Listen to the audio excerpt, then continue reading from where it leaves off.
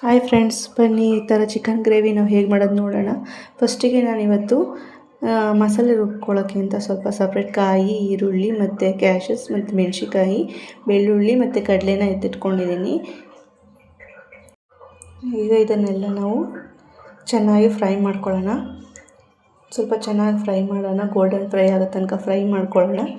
Fry ಮಾಡ್ಕೊಂಡಾದಮೇಲೆ ಇದನ್ನು ಸ್ವಲ್ಪ ನೋಡಿ ಈ ಥರ ಎಲ್ಲ ಚೆನ್ನಾಗಿ ಫ್ರೈ ಆಗೋ ತನಕ ಫ್ರೈ ಮಾಡ್ಕೊಳ್ಳೋಣ. ಇದು ಚೆನ್ನಾಗಿ ಫ್ರೈ ಆಯಿತು. ಸೊ ಇದನ್ನು ಸೈಡ್ಗೆ ಆರಕ್ಕಿಡೋಣ. ಇಲ್ಲಿ ನಾನು ಸ್ವಲ್ಪ ಅರ್ಧ kg ಚಿಕನ್ ತೊಗೊಂಡಿದ್ದೀನಿ. ಇದಕ್ಕೆ ನಾನು ಶುಂಠಿ ಬೆಳ್ಳುಳ್ಳಿ ಪೇಸ್ಟು ಹಾಗೂ ನಿಂಬೆಹಣ್ಣು, ಸ್ವಲ್ಪ ಚಿಕನ್ ಮಸಾಲ ಪೌಡರು ಮತ್ತು ಸಾಲ್ಟು, ಸ್ವಲ್ಪ ಚಿಕನ್ ಮಸಾಲೆ ಪೌಡರು ಮತ್ತು ಗರಂ ಮಸಾಲೆ ಪೌಡರು ಎಲ್ಲನೂ ಹಾಕಿ ನಾನು ಏನು ಮಾಡಿದ್ದೀನಿ, ಇದನ್ನು ಕಲಸಿಟ್ಕೊತೀನಿ. ಸ್ವಲ್ಪ ಚೆನ್ನಾಗಿ ನೆನಿಬೇಕು ಇದು ನೆನೆಯೋಕ್ಕೆ ಅಂತ ನಾವು ಸೈಡ್ಗೆ ಎತ್ತಿಟ್ಟಿರೋಣ ಕಲಸೋಕ್ಕೆ. ಸೊ ಈಗ ನೆಕ್ಸ್ಟು ನಾವು ಏನು ಬೇಕು ಫ್ರೈ ಮಾಡ್ಕೊಳ್ಳೋಕ್ಕೆ ಟೊಮೊಟೊ, ಕ್ಯಾಪ್ಸಿಕಮ್, ಆನಿಯನ್ ಹಾಗೂ ಒಂದು ಸ್ವಲ್ಪ ಕರ್ಡನ್ನ ತೊಗೊಂಡಿದ್ದೀನಿ. ನಾವು ಫ್ರೆಶ್ ಕ್ರೀಮ್ ಬದಲಾಗಿ ಕರ್ಡ್ ತೊಗೊಂಡಿದ್ದೀನಿ. ಸೊ ಇಲ್ಲಿ ನಾನು ಸ್ವಲ್ಪ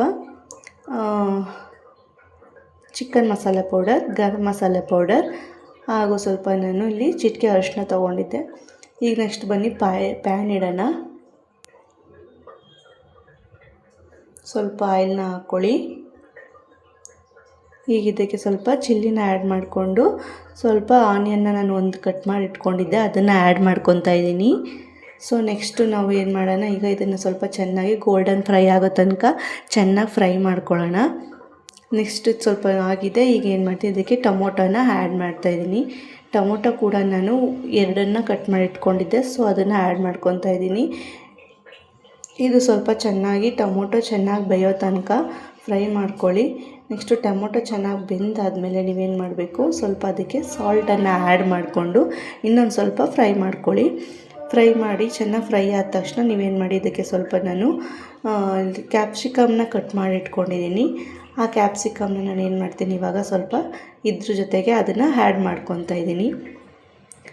ಸೊ ಇದು ಕ್ಯಾಪ್ಸಿಕಮ್ ಹಾಕಿದರೆ ನಮಗೆ ಏನು ಅಂದರೆ ಸ್ವಲ್ಪ ಫ್ಲೇವರ್ ಚೆನ್ನಾಗಿ ಬರುತ್ತೆ, ಟೇಸ್ಟ್ ಕೂಡ ಚೆನ್ನಾಗಿ ಸಿಗುತ್ತೆ. ರೆಸ್ಟೋರೆಂಟ್ ಸ್ಟೈಲ್ ಥರ ಗ್ರೇವಿ ಥರ ಚೆನ್ನಾಗಿ ನಮಗೆ ಫ್ಲೇವರ್ ಚೆನ್ನಾಗಿರುತ್ತೆ. ಸೊ ಅದಕ್ಕೋಸ್ಕರ ನಾವು ಕ್ಯಾಪ್ಸಿಕಮ್ನ ಯೂಸ್ ಮಾಡ್ಕೊತಾ ಇದ್ದೀನಿ. ಇದು ಆಪ್ಷನಲ್, ನಿಮಗೆ ಬೇಕಂದ್ರೆ ನೀವು ಯೂಸ್ ಮಾಡ್ಕೋಬೋದು, ಇಲ್ಲಾಂದರೆ ಟೊಮೊಟೊ ಆನಿಯನ್ ಮಾತ್ರ ಯೂಸ್ ಮಾಡ್ಬೋದು.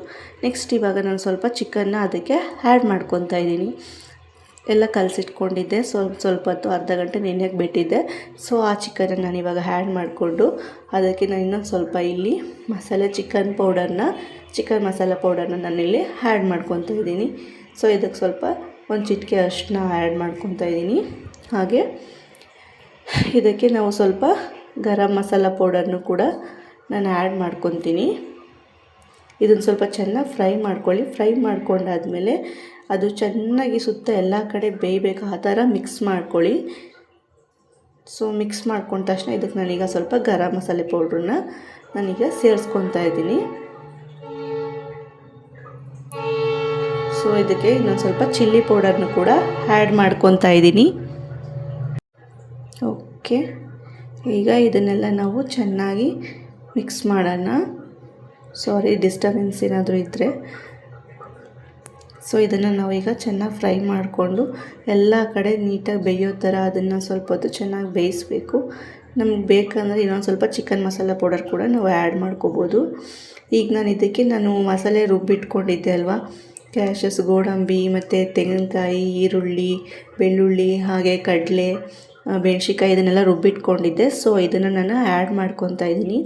ಇದನ್ನು ಆ್ಯಡ್ ಮಾಡಿಕೊಂಡ್ರೆ ಚೆನ್ನಾಗಿ ಫ್ರೈ ಮಾಡಿ, ಏಕೆಂದರೆ ಗೋಡಂಬಿ ಹಾಕೋದ್ರಿಂದ ನಮಗೆ ಸ್ವಲ್ಪ ಟೇಸ್ಟ್ ಇನ್ನೂ ಜಾಸ್ತಿ ಬರುತ್ತೆ. ಸೊ ಅದ್ರ ಜೊತೆಗೆ ಫ್ರೆಶ್ ಕ್ರೀಮ್ ಯೂಸ್ ಮಾಡ್ಬೋದು, ಇದಕ್ಕೆ ತುಂಬ ಚೆನ್ನಾಗಿ ನಮಗೆ ಟೇಸ್ಟನ್ನ ಕೊಡುತ್ತೆ. ಸೊ ಫ್ರೆಶ್ ಕ್ರೀಮ್ ಇಲ್ಲ ಅನ್ನೋರು ಏನು ಮಾಡಿ, ಮೊಸರು ಆ್ಯಡ್ ಮಾಡಿ. ಸೊ ಕರ್ಡ್ ಆ್ಯಡ್ ಮಾಡೋದ್ರಿಂದ ನಿಮಗೂ ಕೂಡ ಅದು ರೆಸ್ಟೋರೆಂಟ್ ಸ್ಟೈಲ್ ಥರನೇ ಚೆನ್ನಾಗಿ ಗ್ರೇವಿ ರೆಡಿ ಆಗುತ್ತೆ. ಸೊ ಇಲ್ಲಿ ನೋಡಿ, ಇದಕ್ಕೆ ನಾವೇನು ಮಾಡೋಣ, 1 ಕಪ್ಪಷ್ಟು ವಾಟರ್ನ ಆ್ಯಡ್ ಮಾಡ್ಕೊಳ್ಳೋಣ. ವಾಟರ್ ಆ್ಯಡ್ ಮಾಡಿಕೊಂಡು ಸ್ವಲ್ಪ ಚೆನ್ನಾಗಿ ಅದನ್ನು ಮಿಕ್ಸ್ ಮಾಡಿ ಇದು ಚೆನ್ನಾಗಿ ಸ್ವಲ್ಪ ಕುದಿ ಬರೋ ತನಕ ಚೆನ್ನಾಗಿ ಬೇಯಬೇಕು. ಬೆಂದು ಎಲ್ಲ ಚೆನ್ನಾಗಿ ಸ್ವಲ್ಪ ಅದು ಸಾಫ್ಟ್ ಆಗೋ ತನಕ ಚೆನ್ನಾಗಿ ಅದನ್ನು ಕುದಿಸ್ಕೊಳ್ಳಿ. ಸೊ ನೆಕ್ಸ್ಟ್ ಏನು ಮಾಡಿ ಆಗಿದೆ, ರೆಡಿ ಆಗಿದೆ. ಸೊ ಇದನ್ನು ನಾವು ಈಗ ಒಂದು ಪ್ಲೇಟ್ಗೆ ಸರ್ವ್ ಮಾಡ್ಕೊಳ್ಳೋಣ. ರೈಸ್ ಜೊತೆ, ಚಪಾತಿಗೆ, ಪೂರಿಗೆ ಎಲ್ಲದಕ್ಕೂ ತುಂಬಾ ಚೆನ್ನಾಗಿರುತ್ತೆ.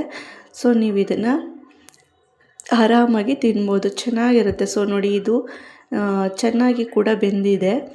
ಈರುಳ್ಳಿ ಮತ್ತು ಎಗ್ಗು, ರೈಸು ಎಲ್ಲದಕ್ಕೂ ತುಂಬ ಟೇಸ್ಟಿಯಾಗಿರುತ್ತೆ. ಸೊ ನೋಡಿ ಇಲ್ಲಿ ಎಷ್ಟು ಚೆನ್ನಾಗಿ ಬೆಂದಿದೆ ಅಂತ.